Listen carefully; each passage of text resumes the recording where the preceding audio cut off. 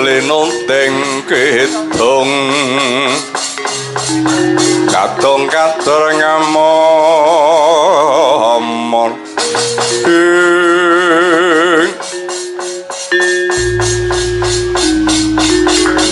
nyuwun sewu menika kantos Nalendra nem-nem maning kengjang kebusananipun sampun dipun westani kula menika tambuh wanuh kewala dereng pramila Raden kepareng kula nila krami paduka menika wingking saking pundi negarinipun sinten jejuluk paduka Raden nggih Panembahan waleh menapa kula wingking saking negari Traju Tresna dene kang sudinamani kula menika jejuluk Prabu Suteja ya Prabu Boma Narasura leres mriki menika pertapan Wukir Cakrawala paduka Sang Penemban Dewa Kartika inggih leres Sang Prabu mriki menika Wukir Cakrawala dene kula menika sang penditanipun pun Dewa Kartika walah dalah yen ngoten boten keblasuk anggen kula sowan pidamel menapa Raden Belan tebih saking negari Traju Tresna kula kepengin badhe ngudan-udan sore kebun-bun esuk nglamar putra putri paduka kancana resmi ya Sang Kartika resmi kepara saestu paduka kagungan putra ingkang ayunipun sundhele langit jagat tan wonten tandingipun awit saking kasulistyanipun ingkang putra pun kencana resmi wekasan semah kula nggih bojo kula Yayi Hak Nyanawati Puranatut menawi ta kula menika saged garwa mboyong putra putri paduka Sang Penemban lha kok aneh bojo kuwi ngerti sing lanang duwe delikan wae wis duka yayah sinibi lah kok iki malah nyuwun dimaru Raden kepala yekta sanak kula menika pun kencana resmi kok elok sanget menawi to garo paduka kok nyuwun dipun maru paduka kedah saged mboyong anak kula iki lakar kaluhuran Panembahan pramila sampun ngantos wangkot putra paduka Yayi kencana resmi badhe kula pundhut minangka sekar setaman sekar sepasang wonten negari Traju Tresna badhe kula tresnani lair lan batin kadidene Yayi Hak Nyanawati mboten badhe kula benten-enten kaliyan garwa sepuh ampun ngantos wangkot mugi ingkang paringaken Panembahan gunjang ganjing langit kelap-kelap katon lirik ninjang ngalis risang maweh kehandrung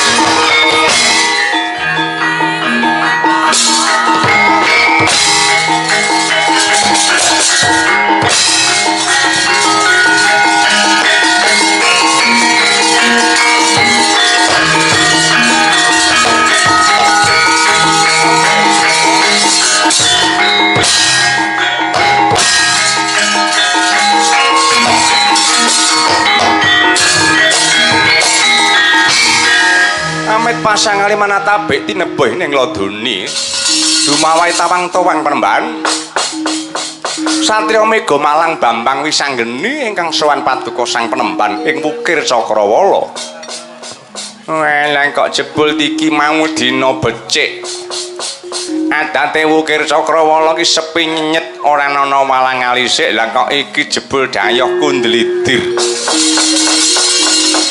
Iya sanak kula menika Sang Dewa Kartika Bambang Wisanggeni saking Mega Malang. Iya Panembahan, iya Panembahan aku Antasena. Sedulure tuwa aku. Oh niki sederek sepuhipun. Iya Panembahan aku Antasena. Anten wigantos menapa Raden keraya-raya minggah dhateng Bukir Cakrawala. Panembahan adoh sangka Mega Malang yektine sowan kowe ing kene bakal sepisan nak yenake dene angka pepindho iki mengko kepara nyata endang kencana resmi ya Kartika Resmi kuwi putramu. Waleh-waleh apa praptaku iki kepengin bakal nuwun putramu minangka dadi jatuh kramaku. Mula Panembahan isine ngatiku mung kepengin bakal memangun bebrayang lawan putramu.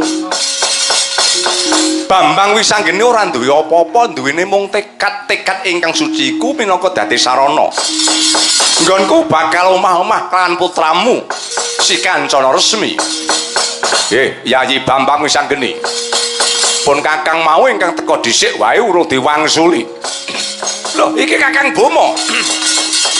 Iya, aku kakangmu. Wah, iki Kakang Bomo teka dhisik. Iya, Yayi Antasena iya. Nunggal tekad kelawan Yayi Wisanggeni. Wah. Kakang Bomo ki sak yektine rak kagungan garwa Kang Mbok Haknyanawati kok dadak maneka warna ki piye karepmu Kakang? Tekaku kene mergo aku mituruti apa kang dadi panangise Yayi Haknyanawati. Gelem leladi menawa aku bisa mboyong putri saka pertapan Bukir Cakrawala. Ah padine kowe iki wong lanang senengane ngumbar marang nafsu Kang Bomo. Ora di wong iki mbok aja ngono. Aja ngaji mumpung sih enom sih bagus. Banjur kebagusanmu kok nggih mlengket wong wedok-wedok. Oh alah Kang. Uripmu iki ora berkah, ora barokah. Panembahan kados pundi Panembahan? Diparingaken Bomo menapa pripun? Menawi to dipun keparingaken dhateng Bomo malah menika ingkang badhe kula suwun. Ning menawi nyuwun bebono menapa? Waton boten mandhapipun lintang kali rembulan.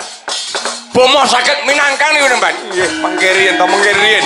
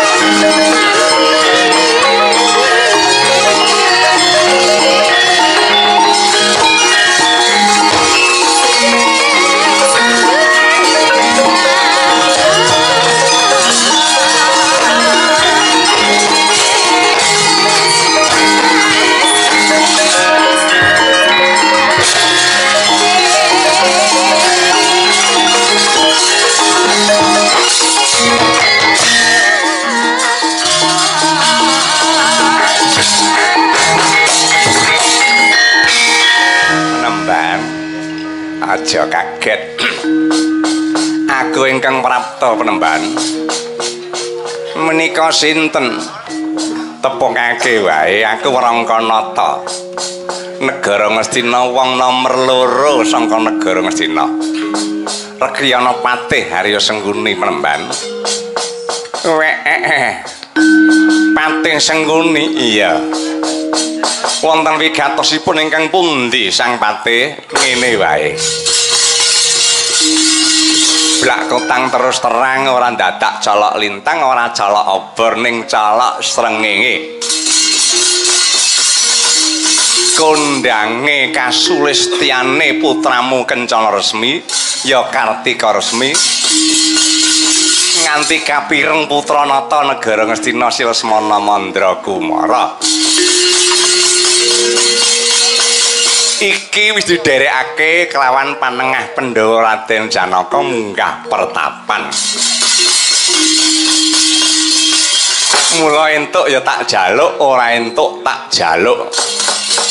Anakmu Kencana Resmi saiki dandanana cara manten.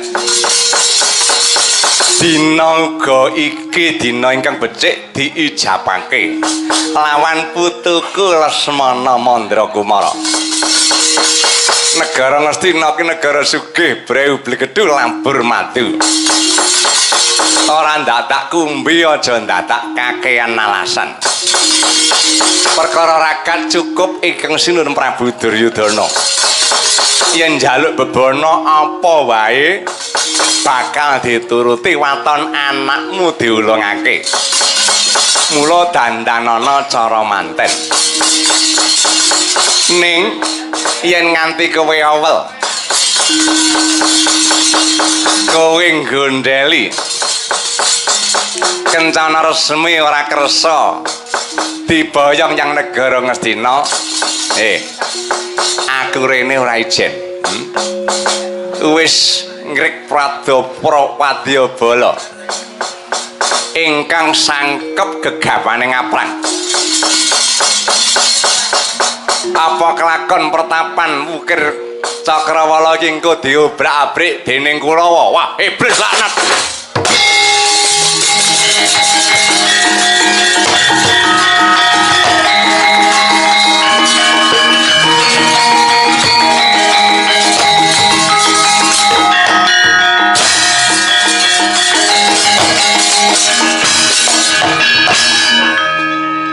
Seguni, iki sampai. Raupo banyu sing bening. Anggap kowe pamer donya, pamer bondo. Aku sing teko dhisik wae urung diparingi dawuh. Lah ning kene iki andum bejo kok lah kok kowe malang-malang kaya gendewa mentang-mentang kaya nduk. Melarak mripat ora minggat jotos sidasmu. Kurawa. Kurawa.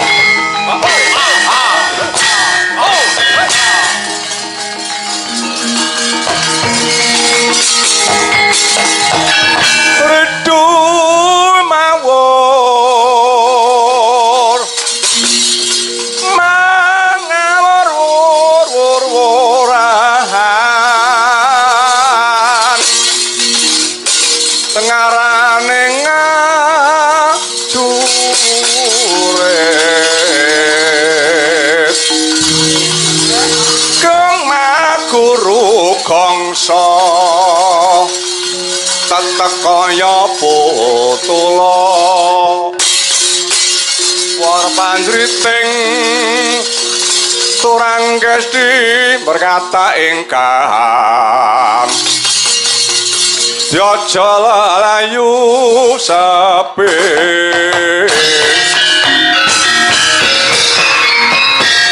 aja wong tuwa sing kok tantang menang ora kondang kalah kowe ndeder wirang. Ki Bambang Swatama sing isih sentosa otot baune. Wah, anak jarane kok. Wah, udak marang aku, halah anggapmu apa? Mbokmu saben dina pon karo kliwon diandhong ning pasar ngono kok.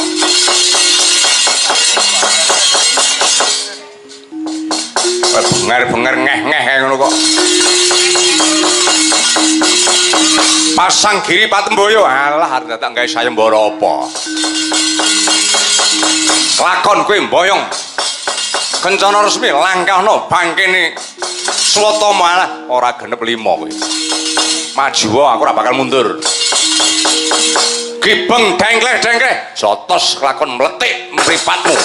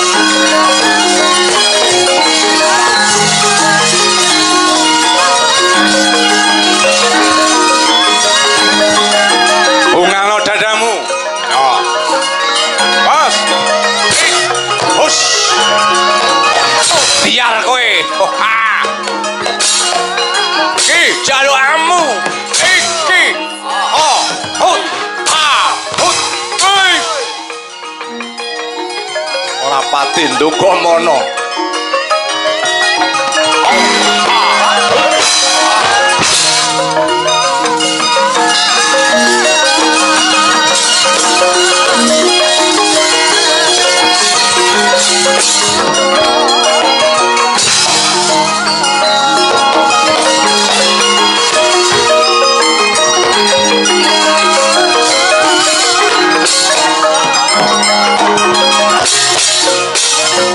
Oh!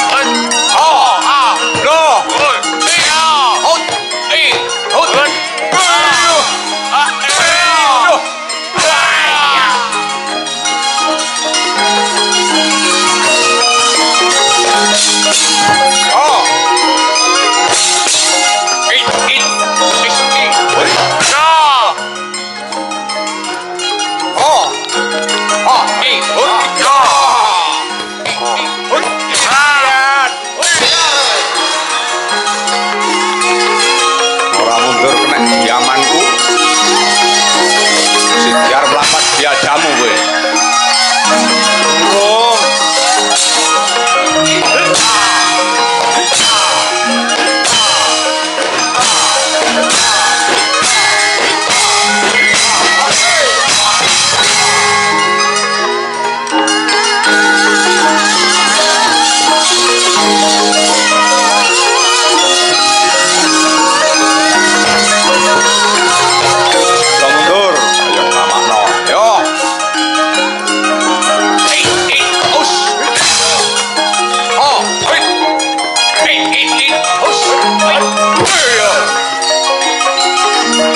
Raido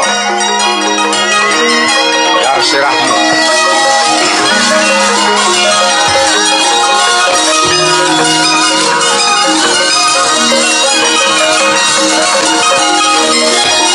as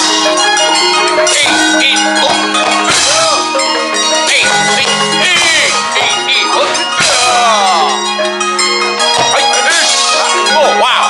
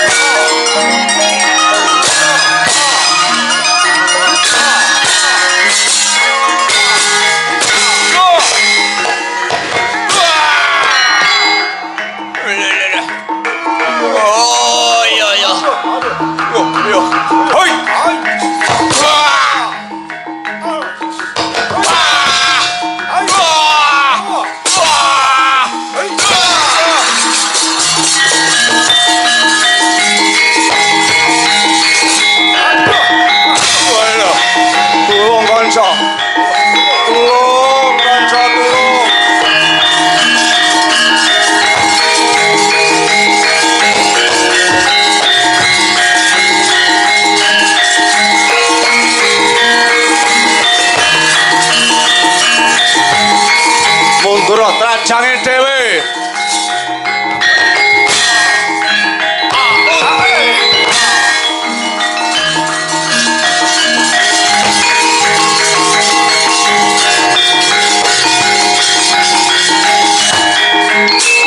Antasena Kartopeyana Barat ora mundur kelakon kowe sing dadi bayangan kowe apa aku sing mujur ngalor parat aos hut nyo biar kowe iki jalukamu nyo iki hut iki wah iki jalukamu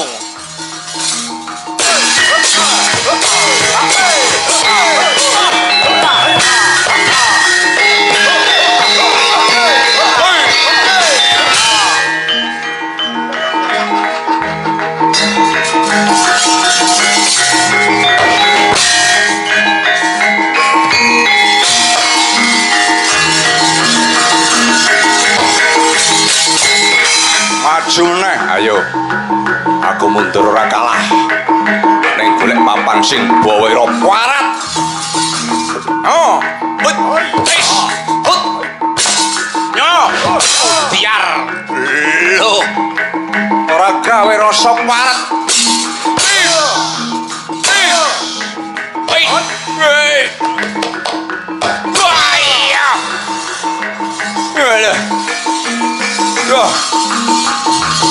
Oh.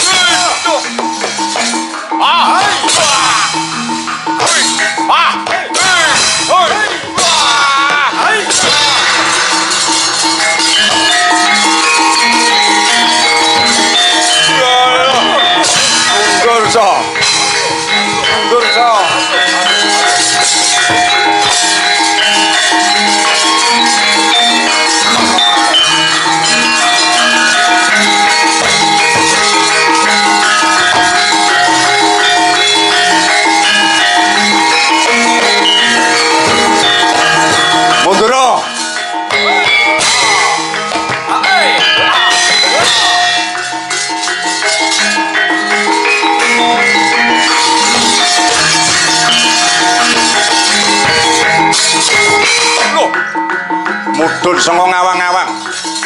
Ayo Siwa Kartomaro belan ana wong lumut. Ora watak. Gatotkaca mundur. Antasena adhiku. Kepengin bakal rewangi Yayi Wisanggeni. Ora minggat saka tapan ilang gulumu. Wah! Anggepe apa? Ayo maju. As. Bu. Hut. No. Welo. Ora gawe rasa tak rene. Bu. Kudu. Hut. Oh. Oh. Hei. Hei. Oh.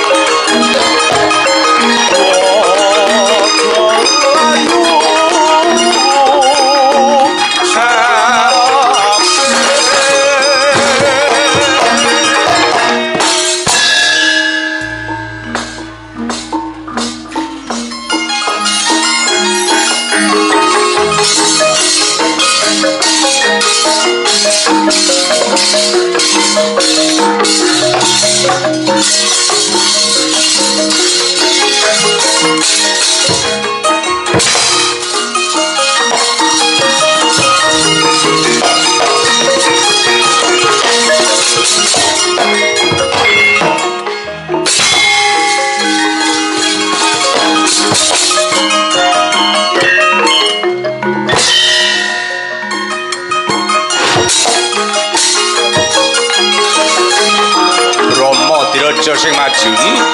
Ndi Gatut, ndi Antarja. Ayo nonon.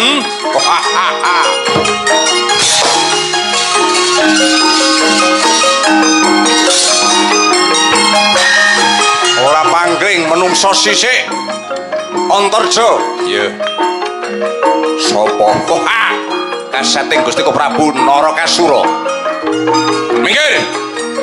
Belum minggir. Yen pertapan ing kene wis ayem tentrem.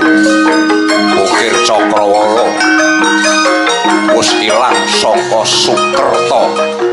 Wong ingkang bakal gawe hidup, gawe rusuh. Wah. Nopo kowe wani mundurake? Jeleh nyawang sengenge. Wis waleh ngrasani legining kula. Nyok kramasi pepe mleduk siramu. Aku kok disempelekne.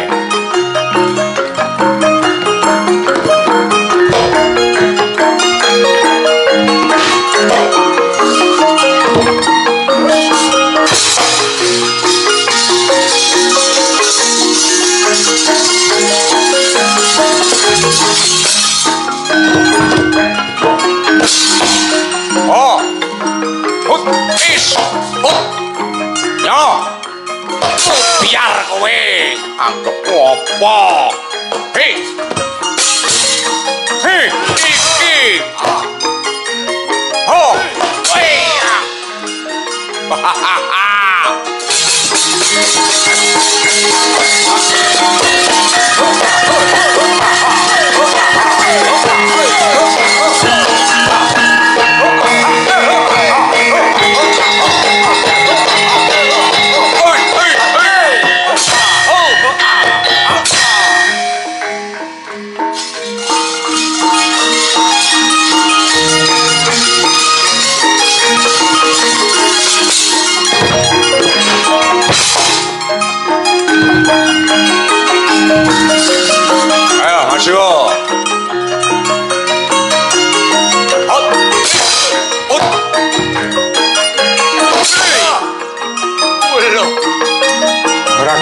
sok warat.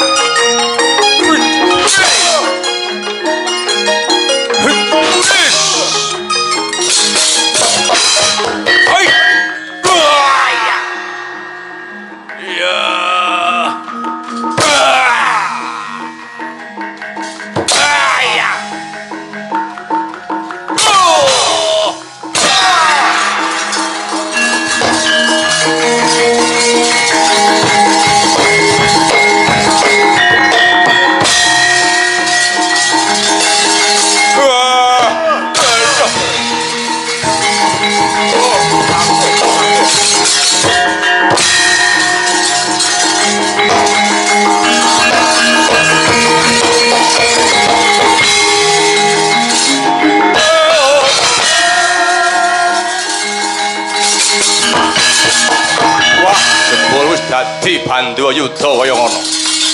Ukir Cakrawala arep mboyong putri siji wae kok akeh sing ngayunake. Hei, piyak.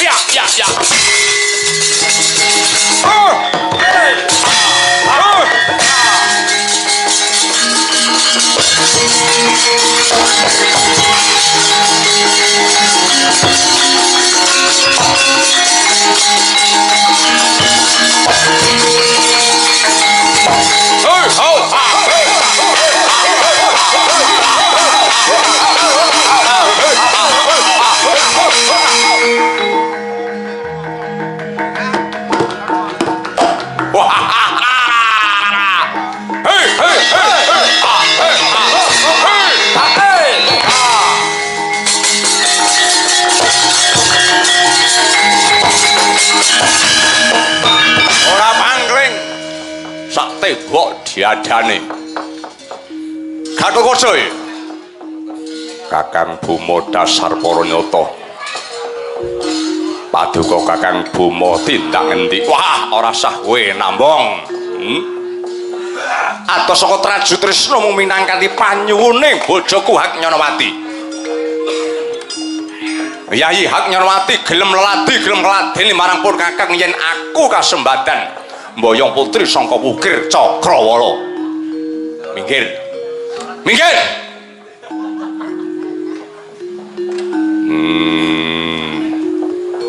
Ora watak Gatotkaca minggir sak jangkah.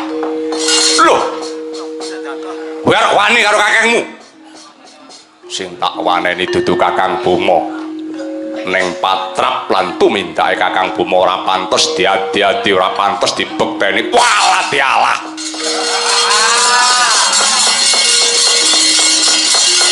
Pendak-pendak lelakon ketemu Gatotkaca mesti wurung sediaku. Rebutan Kriwaja aku ora entuk mergo diapurmu. Wahyu Topeng Waja wis tak kregem bisa wal mergo diapurmu. Kikis Tunggarana wasangka regeman Goro Trajutrisna mergo diapurmu ning saiki kowe arep mbaleni sego wadang. Apa wis serep nyawamu parat? Maju kelakon tak pancal pundakmu, odot gulumu.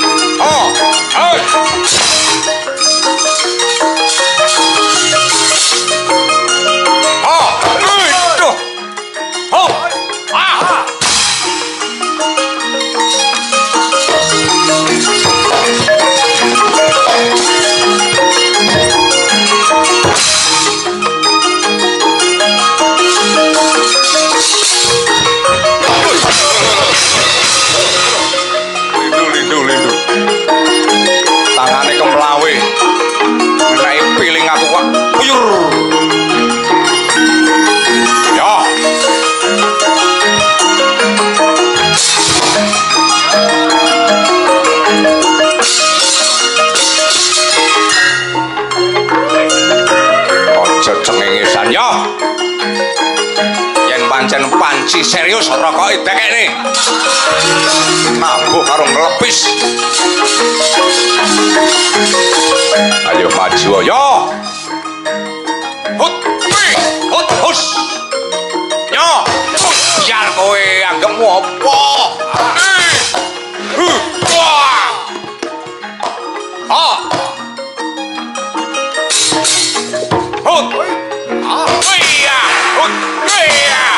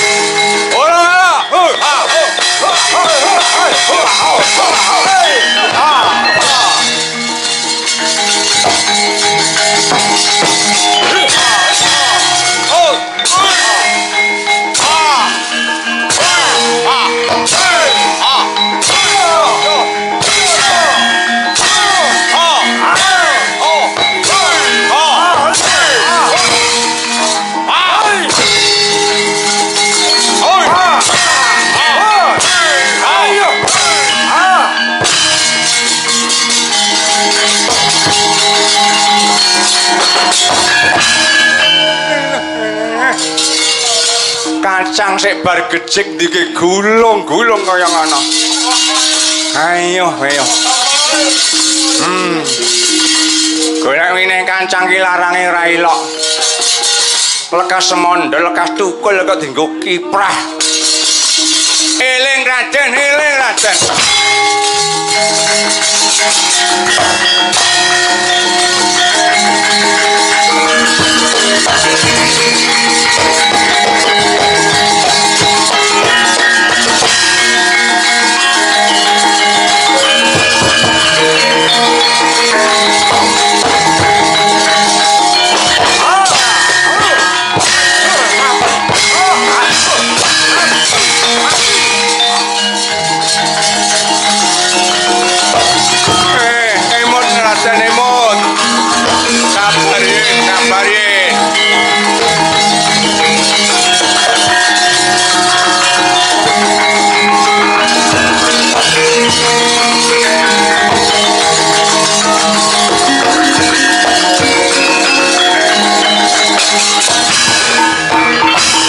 Ampun dipisah penemban.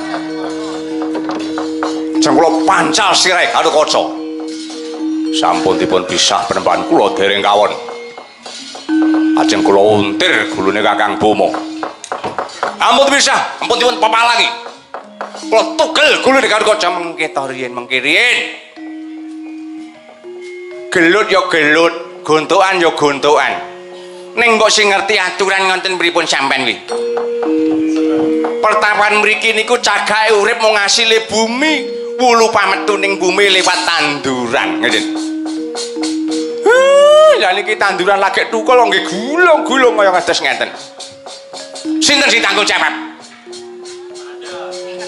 Ampun dipisah. Ngeten nek jenengan mengke badhe regejekan mboten wonten tundanipun, mboten wonten ginganipun. Liripun kados pundi penemban? Menapa kula ingkang dipun tampi? Menapa Yayi Bambang Wisanggeni ingkang dipun tampi? Nggih. Kula mboten benten-bentenaken. Anak kula Kartika Resmi pun kula jagongi, pun kula tangleti. Sinten mawon ingkang saged mujudaken setunggal Kembang Wijaya Kusuma angka kalih cupu mustikaning bumi nggih niku ingkang badhe dipun suwitani anak kula nyuwun pamit penemban.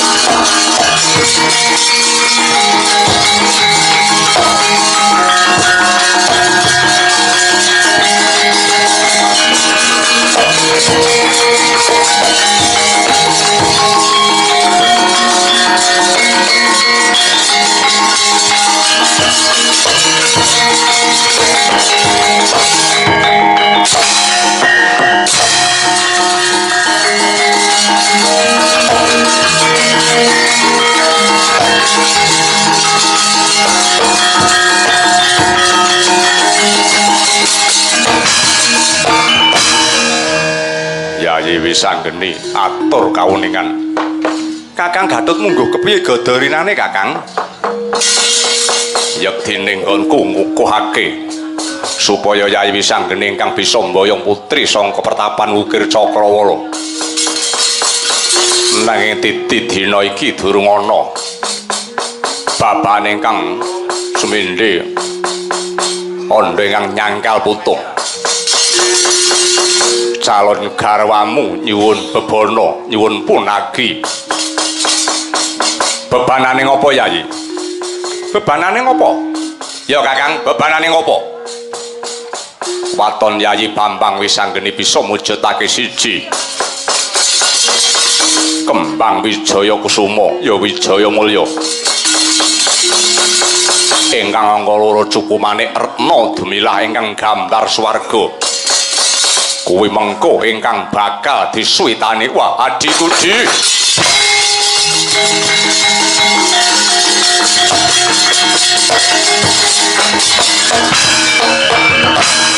Antarja piye kok sumelang rasamu sing ora ngerti sapa Kembang Wijaya Mulya kuwi kagunganing Siwandarawati Supumane Retna Demilah gambar swarga iku ingkang kagungan Dewi Pertiwi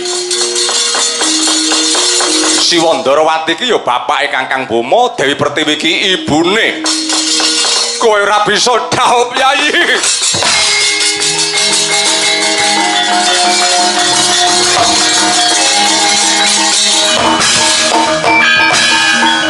dadi wong lanang kok gembeng iki apa lho iki dadi wong lanang kok cupet nalare dadi wong lanang ki sing jembar nalare akeh ego pratikele ditembung ning ngarep ora entuk ayo piye carane supaya kenek ngono digonceng ra gelem ya piye carane sesuk iso kenek kok dijak nyang warung sik kok ditukokne pulsa apa piye ngono kok wong lanang kok goblok wong lanang kok gembeng sithik-sithik ngrewes ego partikel pikiran dinggo aja disunggi wae kaya pikirane iwak urang iya yo iwak urang kae uteke disunggi ngalor ngidul ketok mlenus-mlenus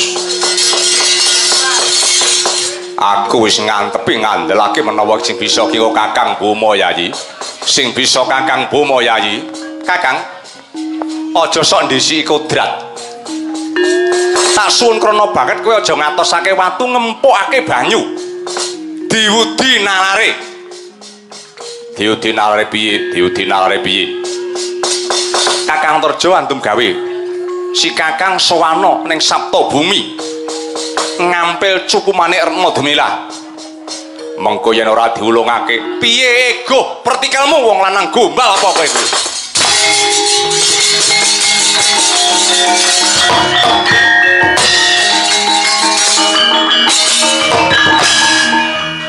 Kakang Gatut iya Yayi si Kakang Sawana Ndarawati ya Kakang Boma wis ndhisiki lagu nyang Ndarawati dhisik perkara lagu ning bejo ki ora sapa-sapa sing ngerti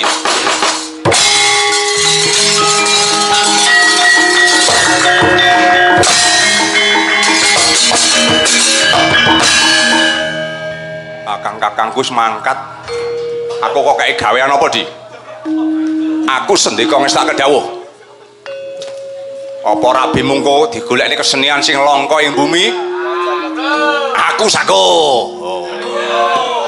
urusan kesenian aku pokoke kancane pira wis karek nulisi karek ngisek-ngisekke aku pokoke kowe lek nyuwun kesenian njaluk sinden sapa aku iki ahline sinden tukang golek jagat tepuk temu gelang nek nomor sinden nom nganti tuwek iki aku ki nyimpen tenan piye apa pun Kakang sing sembodo aku ora njaluk gungan apa-apa ning matura ning ngersaning para punden Pandhawa menawi sanggeni bakal sida rabi yo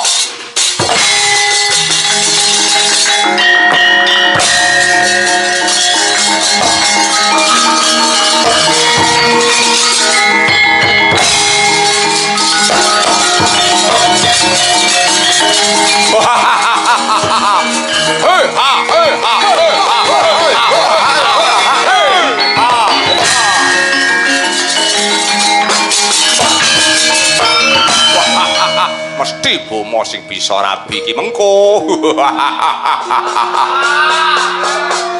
kencana resmi sangka Pertapan Wukir Cakrawala calon bojoku calone bakal tak mban cindhe tak mban ojong ning negara Traju Trisna kelakon dadi garwa prameswari ora tak tresnani kaya wong selir nek tak tresnani kaya bojoku dhewe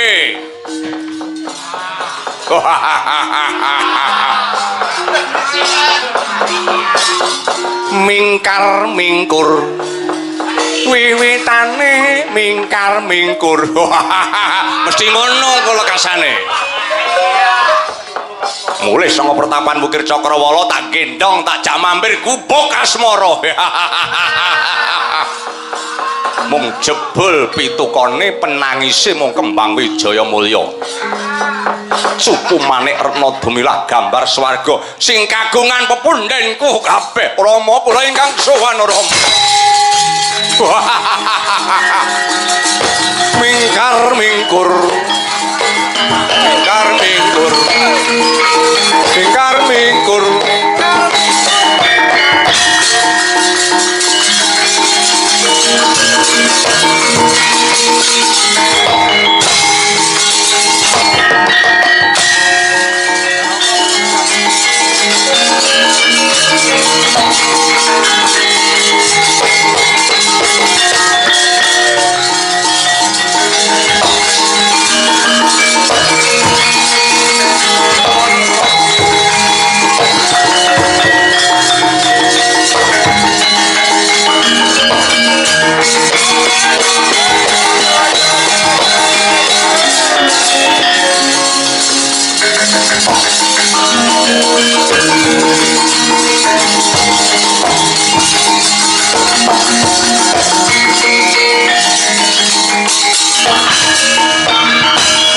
Waduh, kok lampahipun menika kendel enten napa paman? Paman Janaka kula sampun macak cara pinanganten badhe dipun jemukaken wonten pasangan kalian Genduk Kencana Resmi saking pertapan Wukir Cakrawala. Paman kula sampun boten kanten malih namung Genduk Kencana Resmi ingkang minangka dadi jantung atiku man. Menawi kula benjing wonten sita dhaup luwung baya lumdah mawon. Tare ramaneno nane nane nane wis der.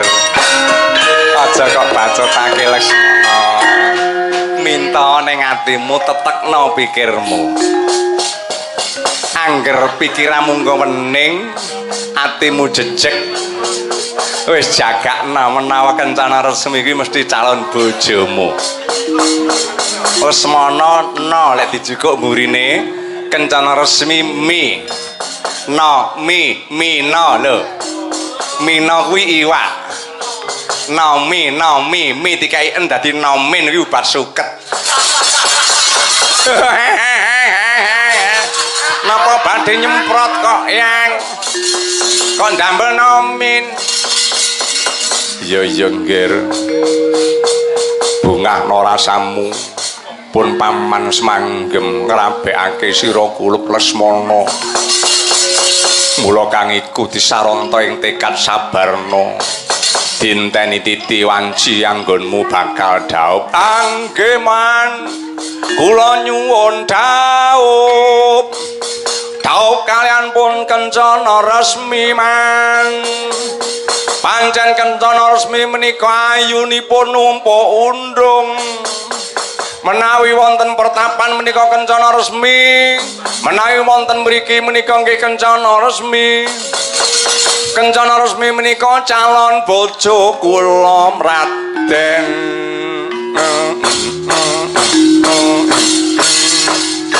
Tak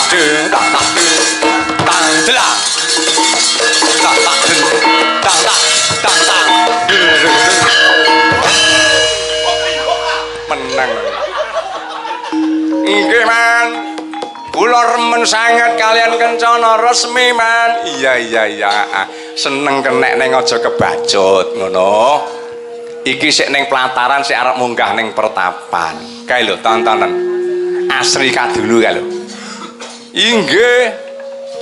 Kula menika nembe sumerep sandanganipun Kencana Resmi menika nepsu kula mboten saged kula ampah malih. Wis kaya aku mbiyen. Aku mbiyen sik enam ya ngono. Aku seneng karo bocah iki liwat ngarepe karo handra ki PP aku golong koming. paman Sengkuni riyen nate dadi nem. Ya tau no kabeh ki nglakoni dadi nem. Ning kowe ora urung tau nglakoni tuwa kaya aku. Inggih dereng man. Lah iya. Liya dina ki bareng dipepe ki tak colok. Ya mung kena kanggo tamba kangen. Kune jebul kleru nek mboke. Jenenge niku cluthak man. Nah ya wong kadreng saka rasa kepengin mau dadi wong tresna wuta ki ya ning kono kuwi nggih ora metung ora ndeleng. Wong tresna wuta ki ya kuwi jebule. Ngono tumanjane. Rumangsane ki ora aruh wong gonceng ceweke telit-telit ngetan. Oh asik. Sing mburi ngrangkul karo setengah mentelung yang ngarep. Dikira wong gerang ora ngerti. Nggih maning nggih. Monggo paman kula dipun kanthi mingkah pertapan. Ayo nggih tak kanthi nggih.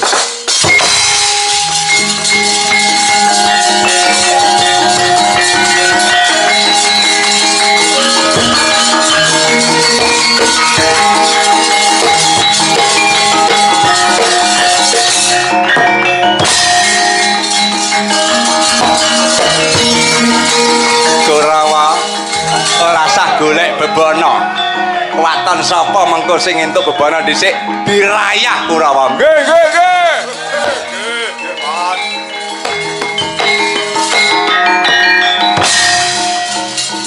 Awas.